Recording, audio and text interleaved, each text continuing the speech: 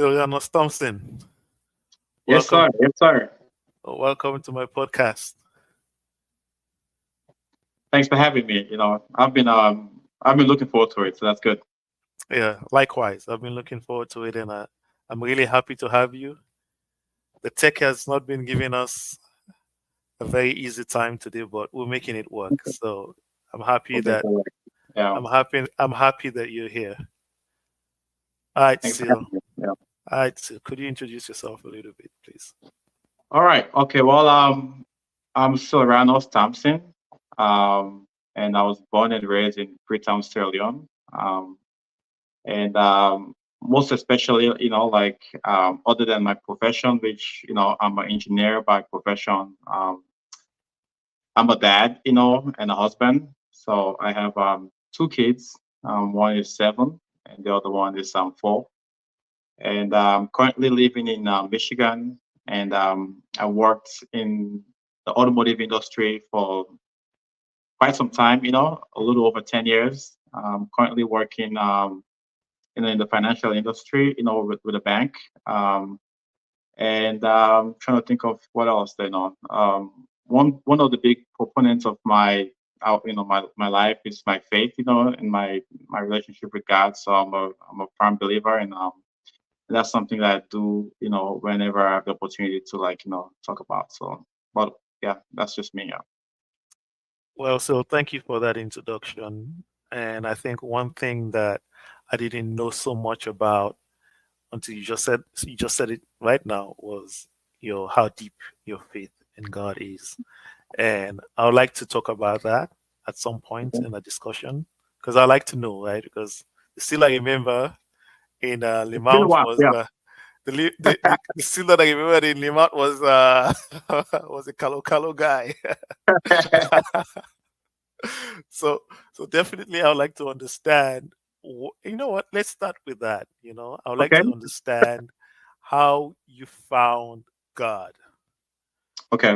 Well, I mean, I've always been raised, from a Christian home. Like my dad was is a minister at at our church, back home. So I've always, my grandmother, so prayer warrior. So I've always kind of really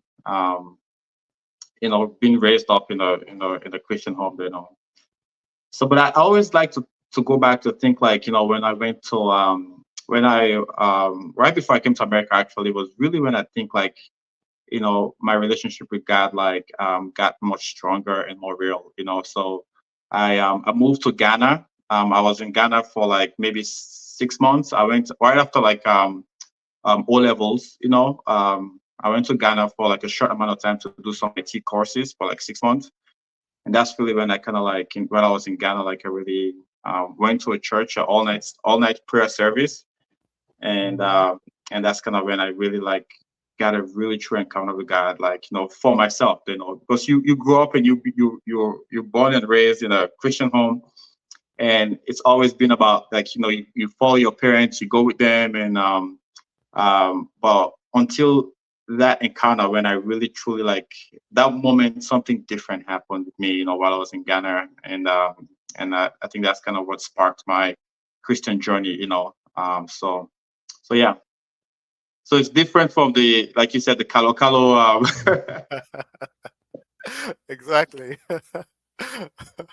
So, anyways, it's good. It's good. It's good thing, having a very good relationship with God. I mean, we all need some spiritual guidance. I mean, especially coming from the, the background that we come from. I also grew up in a family. I used to go to church. I was in the choir, and all of that. So, religion, Christianity, and Islam is a very Yeah. is embedded within our society. Okay. Yeah. So, I'm really happy that you found God and you're on this great journey. So, and I wish you all the best on this journey because at the end of the day, we all need spiritual guidance and we're all looking for that special thing that connects us with God. So I'm happy about that. So which church do you go to right now in Michigan? I go to a local church. It's called Northridge. Mhm. It's kind of a little big, kind of where we are. But I don't know if it's kind of like well, like I don't think it has like a huge global presence. So you probably would not even know the name. But just kind of in this location, it's a really big church. So yeah, Okay. Is it multicultural or is it? man, multicultural, right? That's a so like to me, the short answer is I don't think it is. But it all Okay. depends on kind of like who you're talking to and whose lens. Like that's why I kind of like chuckle a little bit because like I've been in a church where like it was called multicultural, but Uh-huh. from my lens I'm thinking like no, there's not a lot of diversity here. So it depends on whose lens that but I don't think it's multicultural, but Mhm. again, yeah, yeah, Okay. Okay. I mean, if for me in my from my lens, yeah. if there's more than one nationality going to the Okay, church, there you go. Well, then it is. From your lens, it's multicultural. Yeah, I don't consider the race that much. Like if there's different types of race, yeah, I mean yeah. like yeah, that's also multicultural. But for me, if there's more than different countries, people from Okay, different cultures going to a church, I just kind of like I just coin it yeah, multicultural. that's good. Uh, that's good. That's good, Sil. So, Sil, um, moving on to your journey from Limount to um, Toledo, all the way to GM, and then working in a bank, right? How can we just unpack it a little bit? Right. Now you're working in a bank. Are you still a BA? Because I remember in the GM you were Yeah, working as a BA. Are you doing the same we see the same career in yeah. No, that's a good question, Data. So maybe I'll go back to your initial question, like talking about coming from Freetown and then just to kind of walk it through. So like I came to America like when I was a teenager. So I believe like I was around about like 18. I think I was 18 when I came to America. And um, went through a lot of challenges, and for once, like all the ups and downs that come with like moving out of your country and coming into another country, but went through college, and then started working, like you mentioned, at General Motors. So started working as a business analyst. That's kind of how I started off my career. But with my background, my engineering background, there was a lot of things that I could do. So I did from there. I did development work. I was doing doing development work there. I ended up doing some architectural work, like solutions architect work there while I was at GM. Did IT project management. So right now currently like I'm working as a delivery manager, IT delivery manager. So I'm more into okay. the project management and program management aspects of things. Then yeah. Oh wow, so that's a lot of experience you've acquired over the year. But I just want to kind of like focus on GM for a while because I guess that's where you spent a lot of time. I mean, Yeah. that's where you developed a lot of skill set leading to your next job, which you currently are in, right? So, when they say GM, General Motors, I guess everybody or almost everybody knows GM, right? Right. It's a big So company. it's a very big company, right?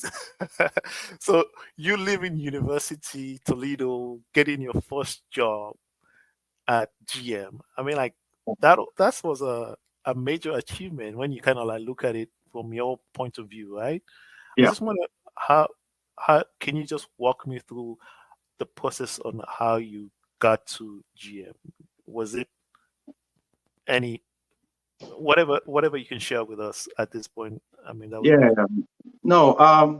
So when I got out of college, quite luckily for me, like I didn't, because I've spoken to a lot of like international people, and that have a lot of constraints finding jobs right out of college. very fortunately for me, like that was not the case. I had a lot of few options. Once I graduated with my master's, I had like I think I had like maybe 3 or 4 job offers. Lucky Right man. right then. Yeah. So then I chose General Motors, and the reason why I did that was because like the position, like you mentioned, was a business analyst, and Hmm. I had graduated with 3 engineering degrees, at that time, and I was just burned out. I think I did it all in like 6 years. So I was just kind of done with engineering for a little bit. I just wanted to kind of like take a break from that. So that's kind of why I chose like going into the business analyst field. So I was there for a little while, and I was actually working in finance. So just think about the coming from engineering all the way into the IT finance space, doing business analyst, working with the business, all that. So I started working on that space for a little bit, but then it wasn't. It was short lived. I think it took about probably maybe about 6 months for them to realize like my technical abilities. So Hmm. I moved right away into doing develop. I became a developer, because there was a huge gap for that. So that was not my intent. But then it's like the engineering. Like went back to using my computer engineering skills and kind of got reeled back into like doing development work. And I did that for a little bit, and then started to scale. The beauty of, like you mentioned, everyone was GM, but the beauty of being in such a huge corporation is like there's so many different areas that you could kind of pivot, right? You could go in so many angles. There's so many opportunities. There's so many roles. So I had that luxury to kind of like move around a lot. So I think um, right after doing development work, I became like a solutions architect, a little bit for that for a little while. And then, but one of the things that I kind of really enjoyed was kind of getting into like, the management side of IT. So I think I kind of enjoyed that aspect because I could kind of use my soft skills, my technical skills, kind of have them together, in one space. So I think that's what I enjoyed the most. So I found that little small niche there that I felt like, okay, I want to just continue to grow in the management aspects of IT. So that's kind of where I've stayed the longest now, and kind of still is.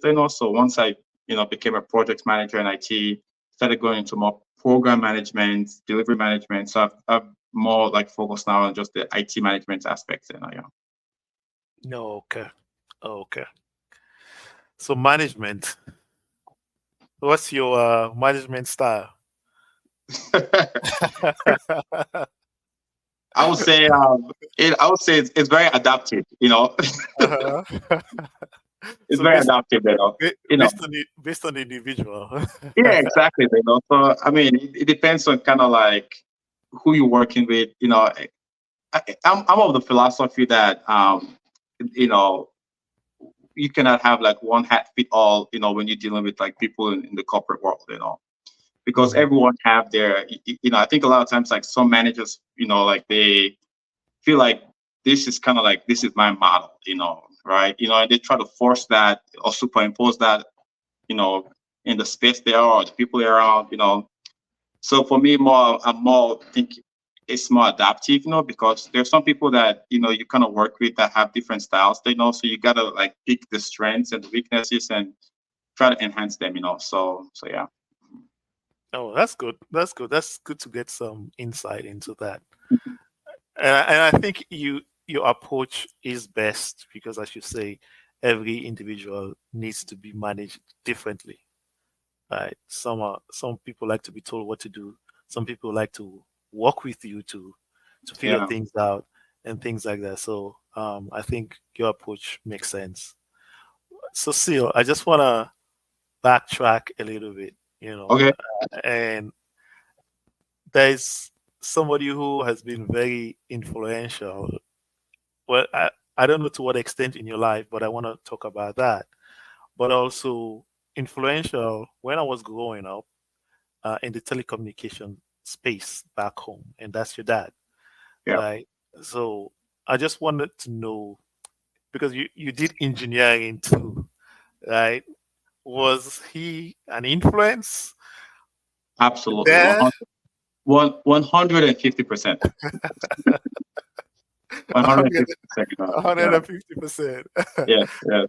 you But know. you want to just kind of like give it a little bit of an insight, because So, I know your dad as telecommunication expert, guru, and all of those kind of things, but I don't know him as a father figure. All yeah, right, so I wonder if you could just kind of like shed no, some yeah, light to that. yeah. So my dad is a big, like has a major and big influence on my life, So, one of the actual reasons, to be honest, like electrical engineering, that my dad was my dad is an electrical engineer, so like one of the reasons why I actually did electrical engineering was just primarily just for my dad, because of just the influence that he had in my life, So it was Mhm. funny because when I'll come home and like have different types of homework, but he will spend time in the physics more, like physics and the math, So that was kind of like his thing. So he took a lot of like physics lessons and math lessons with me,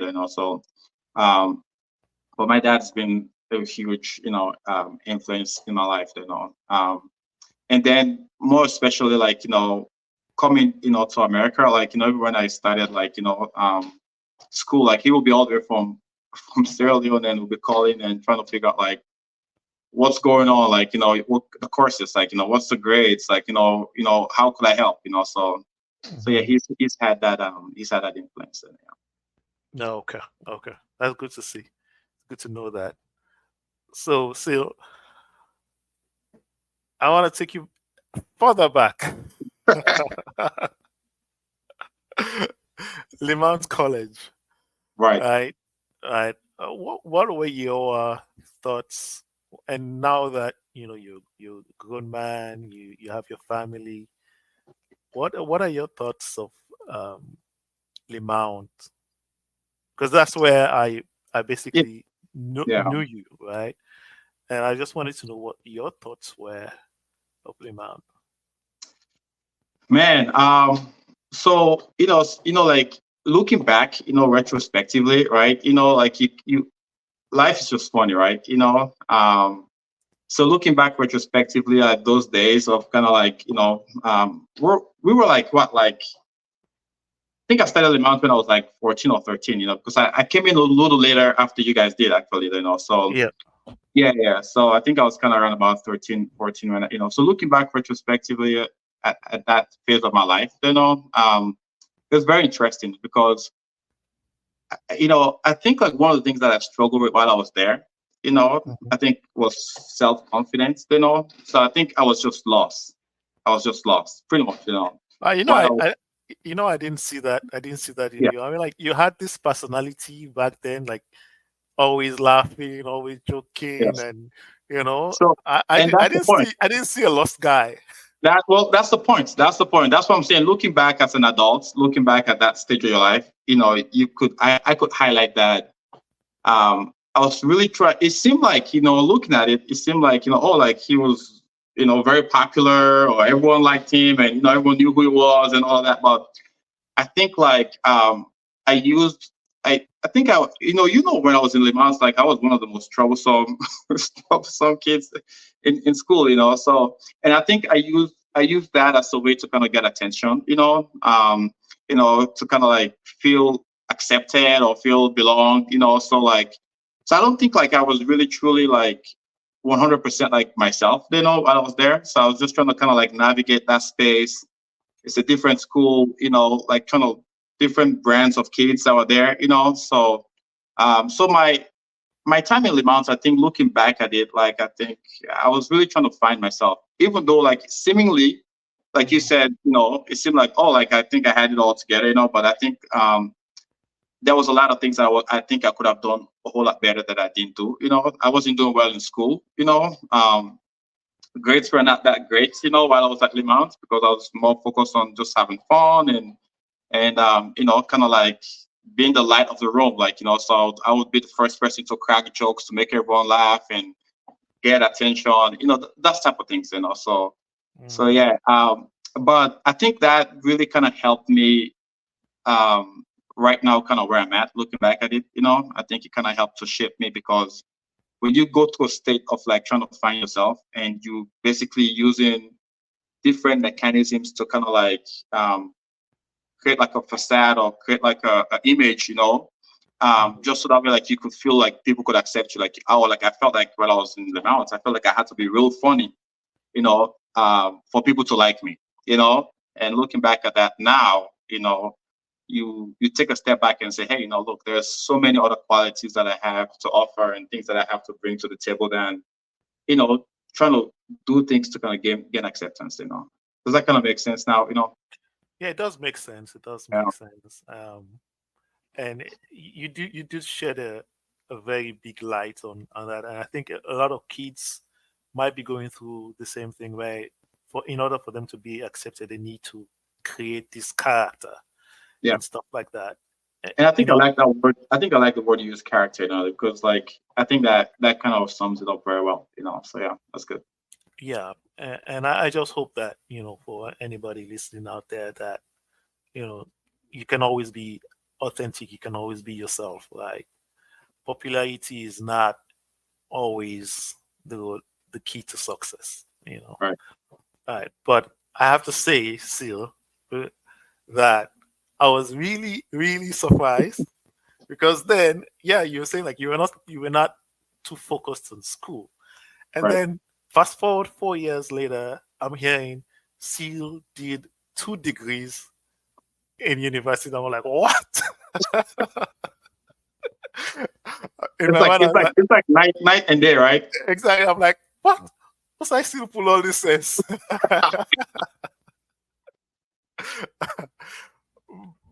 But I have to say congratulations on that. And you did, as a point of correction, you did 3 degrees together. You did your both two undergrad, and Yeah, then yeah. followed that with So the masters. yeah, so I have I did a bachelor's in electrical engineering and also another bachelor's in computer engineering. And then so I did both of those together, and then right after that I did my master's in electrical engineering. So yeah.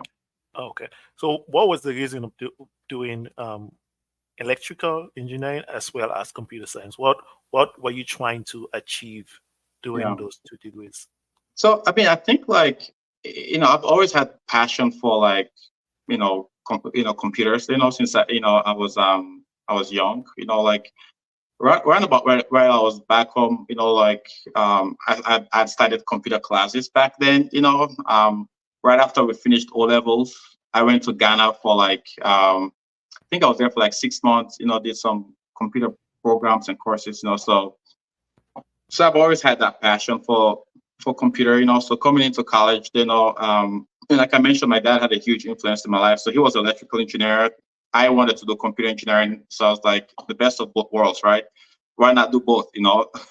So I did like, like the electrical aspect of things, but I was more on the computer. So when I started taking my courses, I actually started off doing electrical engineering. So I started off with one, and as I continued to go, I find out like the classes kind of like there was almost kind of going in the same direction. Like so if you look at the computer engineering program, there were some Hmm. classes that are overlapped. So right then I picked up on that and I reached out to like my advisor and said, hey, like what could I do to kind of like achieve both of these? So we came up with a plan. I think when I was doing that, it was not a popular thing at the time. So we literally like had to come up with like some type of way to structure those classes so that way I could be able to do both of those. So that's kind of how I ended up doing 2 degrees at the same time. And then going to my master's, that's not a funny story because I did my master's in electrical engineering, but one of the reasons why I did that, I got funding from the electrical engineering department, to become a research assistant there. But my thesis was all programming. So even though it was, like I did it all in Java, even though like my engineering master's degree was in electrical engineering. Yeah. Okay. Okay. And anyways, after doing your masters and doing your after doing your 2 degrees and then doing your masters, how advantageous would you feel like those 2 degrees gave? What advantage do you feel like those 2 degrees gave you when you started looking for a work? Yeah. So one of the things that I think your degree really sometimes do, and I really use the word sometimes because it's not the case for everyone. but I Mm-hmm. think it just really kind of helps you to get to the door, because it lets people stop and think about it, right? Like, because that's the first thing they kind of like, almost like that's the first thing that you present to them, like, your resume, they look at it like, oh, he has all these credentials, so he has these accomplishments, so I think one of the things that it did for me the most, was it actually got me opportunities, I don't know if I already mentioned before, once I graduated out of college, I did have, like, I think I had about 3 or 4 job offers, so I had options, I did have options coming out of that. So that's one thing that I think it did for me, and once I started my career, like, honestly, like, it was like whatever I learned, and what I was doing, they almost seemed like they were not too much related, because I started off becoming like a business analyst working in finance, and I just finished like a master's in engineering degree, so they seemed like they were not, together. But one thing that going through engineering helps, it helps you to think outside the box. It helps you with creative thinking, helps you with, being able to problem solve, which I believe, like, if you go into any space, that's something that you need. Those are skill sets other than like the technical aspects of things, just the ability to kind of go into a space and problem solve, and feeling like there's anything could be thrown at you, and you could still kind of like be able to like navigate it, or make, forge ahead, so I think those are the things that I think I got that the most, from having that background. Yeah, I think what you saying kind of I can kind of relate to it because it's all about adaptability, Yeah. right? Like in my case, also I came to Canada, did my master's in electrical engineering, but the job that I got was for a software company. My Yeah, first yeah, job you're right. was for a software company. Right? They just needed somebody with telecommunication background, and that's Yeah. how I got my first job. And at that point, I was not. I was just like, it's my first job. I'm going to take it anyways because Yeah. it's the You gotta first opportunity I get your get foot in into the door, right? put into the door. Exactly. Yeah. So I just ran with it. But at the same time, yeah, I had to adapt. You Yeah. know, and well, I think probably because of from situation where I came from, being from Sierra Leone and all of that, we are great adapters, right? We Yeah. Yeah. adapt Yeah. we adapt very easily. We could do anything, man. Put us in any situation, we're ready to adapt, right? So that was it. Yeah. So still back in Limount, right? This is a true story, by the way. Okay. So don't try to deny it. I'm So all back ears. I'm all ears. so back in Limount, we used to hang out. I don't know if you still hang out with Levy. Oh yeah, yeah. You Oh talk yeah. with Levy, We're still in touch. Yeah. Keep in touch still with in him. Yeah. touch. So Yeah. one day we were at Bath Street at Levy's place, and I have seen you actually a 5 gallon water container. I know exactly where you go with this. I've seen you. You actually held the 5 gallon container of water with your teeth, and you actually lifted it up. True story or not? Hey, that's true. It's sadly, it's unfortunate that that story is true. Yeah. But so see, you had this extraordinary strength, back in the Yeah. days, back in the days when you're much younger. I just wonder if you still carry the same strength now. Do you still have it? I might not have the same strength, but I have the back pain for that. Yeah. I have the back pain for that, So yeah. No, it's funny because you brought that up, because I honestly like had forgotten about that, and I used to do that, I used to do that, like, I don't know how I even came about thinking I could do something like that crazy, but it goes back to what I was trying to tell you earlier, that um I just used to do things out of character to kind of get a lot of different attention, and so something like that. Like, I don't even know in my right mind what would make, who comes and think like, hey. Look at this. I could look at 5 gallons of water and just pick it up with my teeth. You know what I'm saying? You just bite it and just lift it up. Exactly, right.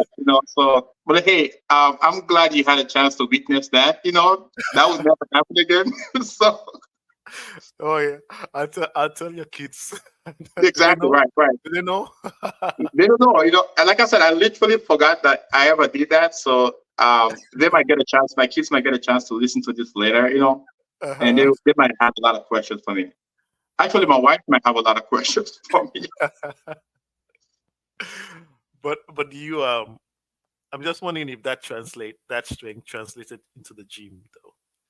If you what, say that again. If that translated into the gym, like are you pulling up, Jim? pushing up some heavy No, weights and stuff like that?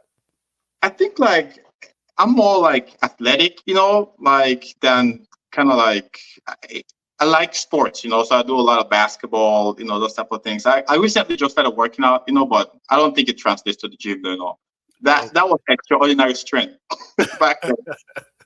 That's a young man's strength. That's a young man's thing. Yeah. All right. Anyways, Seal, let's go to you're now a manager at a bank. So, w- IT manager, by the way, so not a financial manager, not a financial manager, yeah. an IT That's manager, it. Yeah. an IT manager at the bank. At one point, you felt like in GM, as I said, you did like 10 years in GM. At one point, did you go like, you know what? I've had as much experience in GM. Now I'm looking for a change. How did that come about, and how did you feel like the bank was your next stop? It's a good question, So I think around about like the 10 years was kind of like, sometimes you have this like random milestones that you put in your head, like, oh, like in 5 years, in 10 years, so being at GM, like around about that 10-year mark, like I think couple months before I left, actually, GM, like I think I told my wife, like, I think I want to do at the end of the next 10 years, I want to just kind of look for something different to do.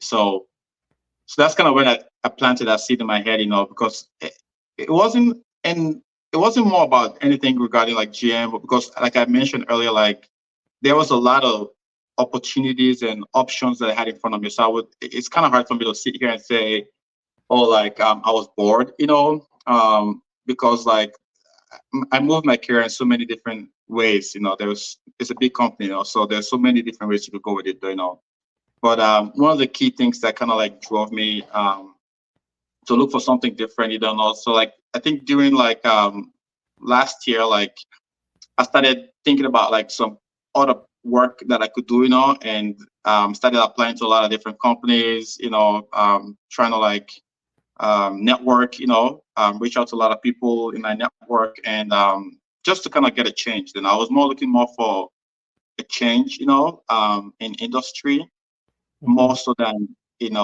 anything else. So, and I think like a good pivot from that was just coming from the automotive industry and going to like the financial industry, because it's completely kind of night and day, So that's what really kind of drove me to that. I got a opportunity to work at the bank, and got an offer, and I accepted it.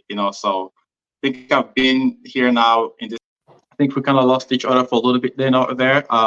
But yeah, I think I was talking about GM, and I think just to answer your question, why I think your question was why I decided to leave GM after like 10 years. Was that Yeah, yeah. It was more like, what were your thought process okay? in moving from GM onto the financial industry? Yeah.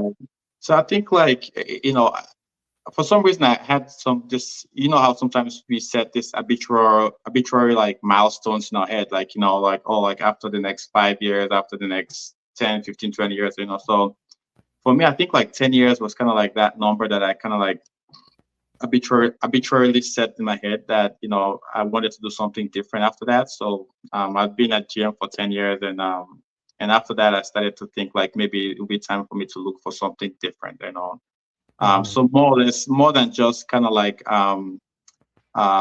a change in career. For me also it was more of also change in industry. So I've been in the automotive industry for that long amount of time. I just wanted to kind of like see something different, experience something different. So I started to like reach out to my network and apply and look for a lot of different jobs. And one of the opportunities that came up was to work at the bank, and I thought it was a great opportunity because um, now I've been in the automotive industry. Now I could be in the financial industry for a little bit. So so yeah, so that was kind of like my thought process. It was more of like just having that arbitrarily goal, like, oh, after 10 years I want to do something different. Yeah. Oh, okay. But another thing I noticed though is that you didn't kind of do like a lateral switch where you continue doing what you were doing in gym. You Yeah. kind of went for something different to like being a manager. Was Yeah. that also in the plan or? Yeah, I mean, so I got a taste of doing what I'm currently doing now in GM, but I Mhm. think like I'm doing it more now at a much different or higher scale, than what I used to do that back then. So um, I think I wouldn't say like that was all part of the plan, but circumstances kind of like aligned, and the opportunities kind of like I was kind of like in the right place at the right time, and so it all happened, and I was kind of ready for it. So yeah. Okay. Is there like a big cultural difference between the automotive industry and the financial industry, or is it more? Because I don't know why I'm asking is because I don't know much about American companies Yeah, yeah, yeah. and No, how no, things. yeah. I know what you're trying to ask. So, um, I think there are two things. Like pace and accuracy. I think those are like the two main different. So like in the automotive industry, like it's very, to me personally, I think it's fast paced. So that like you gotta like put things, you gotta do things quicker. So for example, like if you wanna um do a deployment or put something into production, you move a little faster, right? To kind of make sure like because there's a lot of competition and things like that, so you want to make sure like your products out there quicker. Hmm. So I think that's a big culture. We're like in the bank, like it's more accuracy, right? Because in the automotive industry, like you could make mistakes, and I mean, and there are mistakes you could make, and then you could go, once you put it there in production, you could kind of like go back and fix it again. Like you could kind of, but in the financial space, accuracy is very key. Because you could not mistakenly deposit like $1 million or $1 billion in somebody's account. And then like, hey, Odofia, by the way, like last night, I wired like hundreds of thousands of dollars to your account. Could you send me that back? So what I'm It saying. ain't So happening. so It ain't happening. exactly right.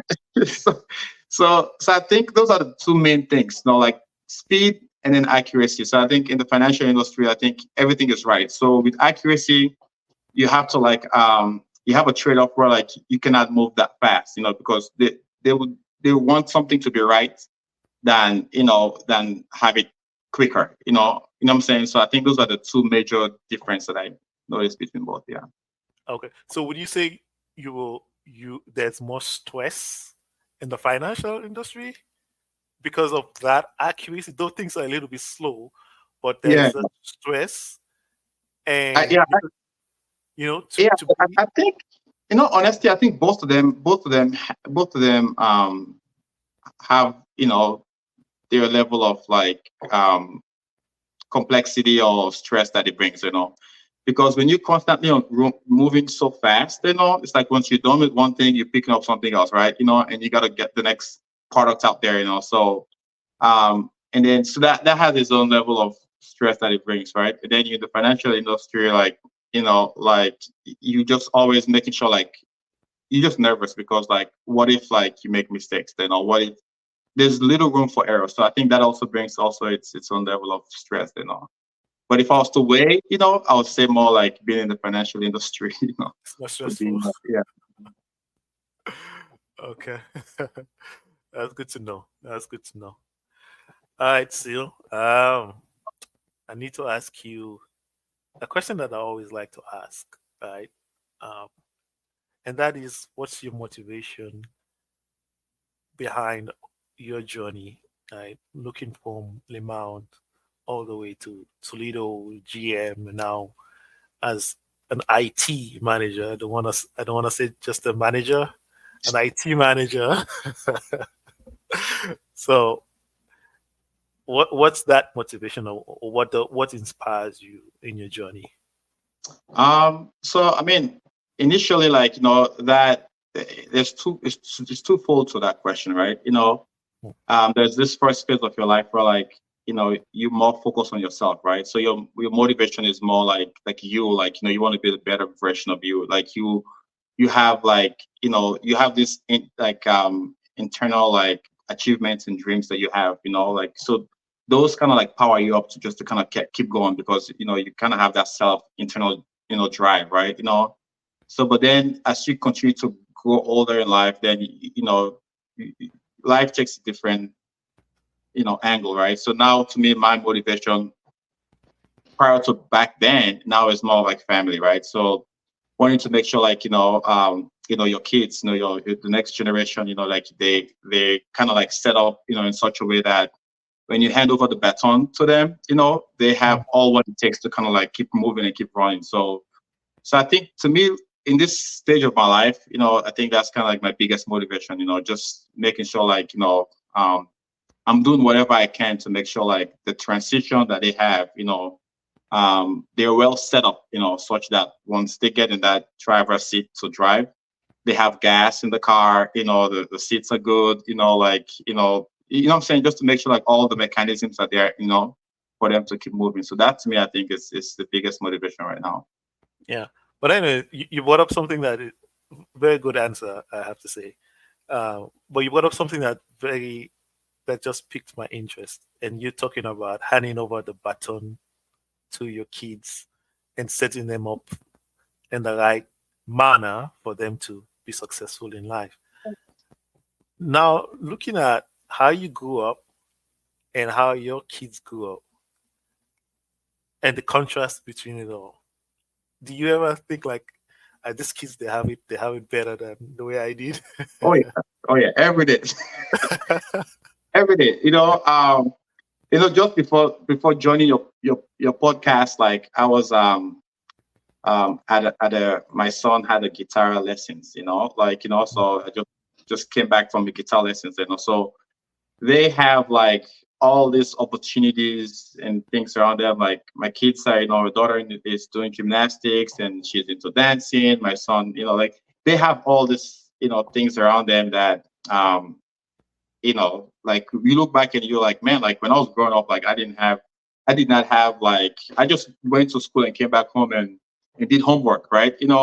Exactly. So I think I mean, there's sometimes, and also just the culture, right? Because being in America and being in Freetown, you know, growing up, like the constraints that you had to go through, having to study without electricity, those type of things, right? Basic fundamental stuff. Like, we're not even talking about like just basic stuff that you look at what they have now and you look back at that back what you had then, you're thinking like, man, like I think they have it really good. So yeah. Yeah, for sure. I agree. I agree.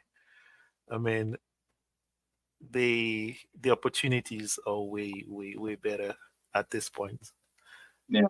And like as you're saying, you only study, and then there's one profession that you have to be, which is either like an engineer or doctor or lawyer or whatever you Yeah. you you aspire to be. But now, the kids have so many options to explore the different talents.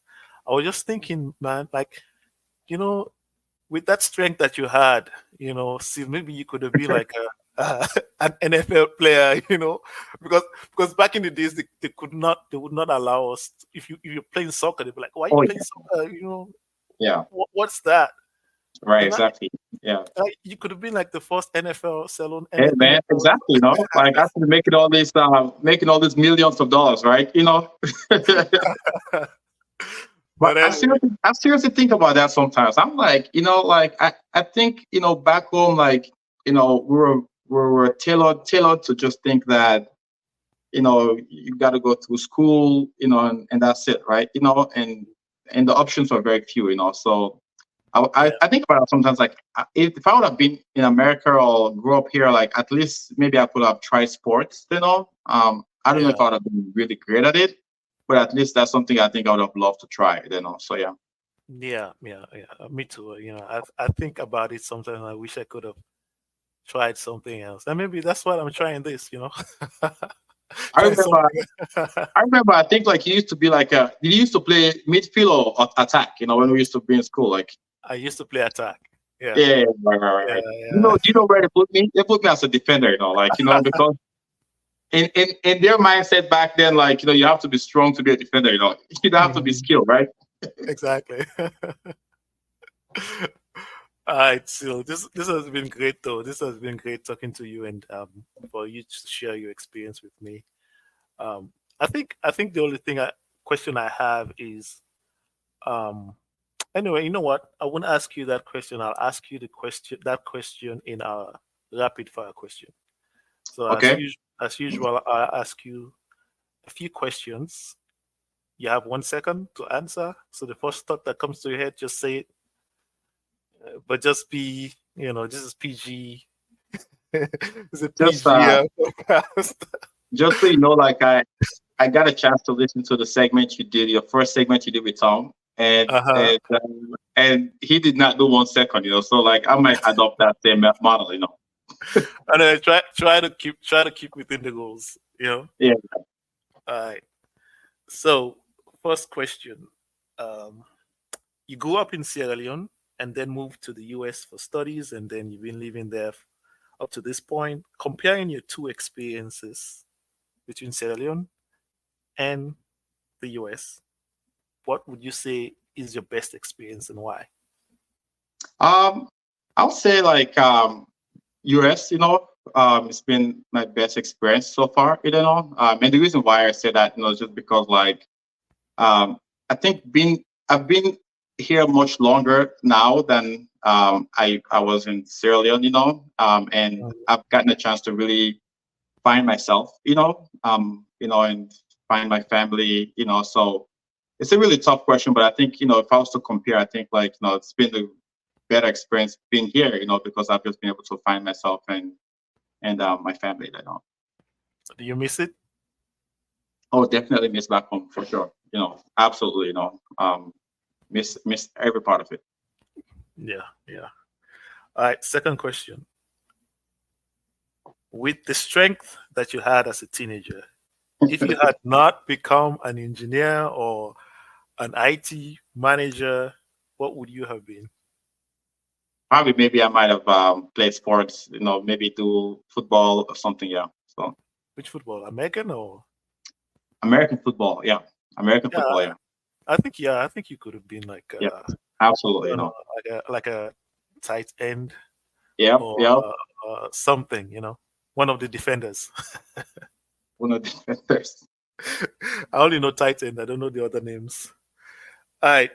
Um, Next question. If you could motivate or inspire anybody at this point, give me a one-liner that you'd give to that person. To me, I think it's confidence. I think that's to me. I think that's the ultimate motivator. Have self confidence. I think that's something that Um, I think that's something that's what separates, like, the absolute best from the people that are mediocre. Because once you have that self confidence, it helps to motivate you. It keeps you going. So yeah. Okay. Nice answer. Next question. What would be the three things, habit, or behaviors that you would say contributed to your success? Number one, first and foremost, is my faith. My faith in God. I think it helps to keep me grounded.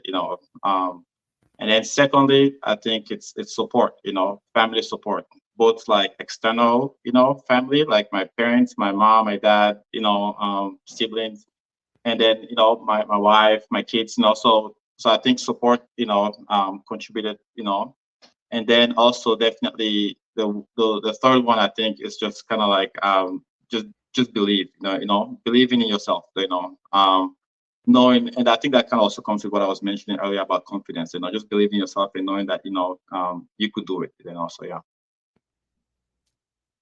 Very good. Very good. I might take some advice from that. All right. Because it's been a long time since we actually hanged out. I have to say, like, it was very difficult coming up with questions for you. Some of this question.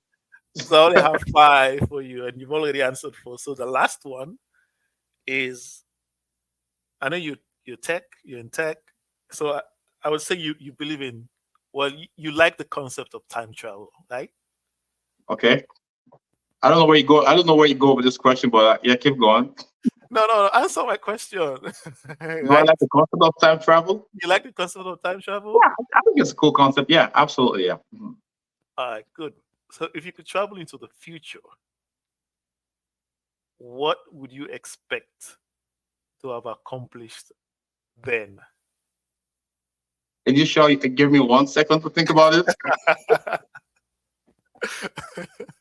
Um, I think like if I was to go into the future and looking back, what I think I would have loved to have achieved. Mhm. I think I would love to just look back and knowing that I did the right things in terms of like treating people right. Other than outside of just career, profession, I think knowing that like I made impacts on people's life, Mm. that maybe changed the trajectory of their lives. So kind of like, I think to me, I think if I was to go back to the future and looking back, I think that would be the thing I would want to know for sure, like I achieved, like I made a difference in people's life. Yeah. I think that's a very good answer. Creating impact. I think that for me, it's a very big thing. Yeah. It's a very big thing for me too. And I think I'm at a point where in my life where I feel, yeah, I like accomplishing all the personal things, Yeah. but I'm at the point where like I'm starting to think beyond me, just me, but also Yeah. the community that I'm in, the people that are around me. How can I influence them and impact them in my own little way? Yeah. So that's a big thing. I can relate to that. So that's a very good answer. Yeah. That's Yeah. good. That's good. So that's it. That's it. That's it. As I said, it was very difficult to come up with questions for you because it's been a while. Right. So, but anyway, you gave very good answers. I think some of the answers that you gave kind of like resonated with me.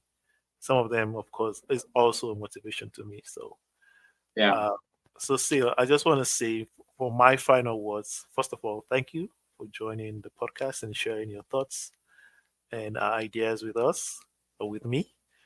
And also, I just want to say I'm really proud of your accomplishment, and I've not been watching your journey like closely, but here and there I do hear some news of your journey, and I have to say that I admire the work that you put in and the way how you move in life, right? And that's very important. It's more about the relationship that you create, and I have to say that I admire that, and for sure, it's also some amount of motivation and inspiration to me as well. Absolutely. And hey, you know how much I feel about you. And one of the things for me, like I have utmost respect for you. From going through like the Limount phase, because that's kind of where like we had like a really close relationship, but it was nothing more of respect because we were like, even though we were kind of like in the same space, we were Mm. like in different spectrums. Like I think you were very focused, more on the academics. I was Yeah, more of like trying to be funny and so like I think the respect goes all the way back then. Just being so young, and being so disciplined. To me, I think it's something that is admirable. And not only that, you kind of like continue that, throughout to be the person that you are right now and the man that you are. So I think the respect is mutual. It's very very mutual. I have the utmost respect for you and admiration too. So yeah, and I'm thankful and happy that I'm on this podcast and get the chance to catch up. And you reminded me of a bunch of different things that I've forgotten about. So I think it's all good. All Yeah, good stuff. thank you, man. Thank you. I appreciate you, brother. And it was like really nice catching up. It's been a while. Yeah, We yeah. ha- it was well overdue. It was, and maybe we'll say this on the camera for the record. Like, you're gonna make a promise to, like, we both of us gonna make a promise to keep in touch a little bit more than we've done in the past. So yeah, Definitely, definitely, for sure, 100%. absolutely. Thanks. Thanks, thanks, Sil. All right.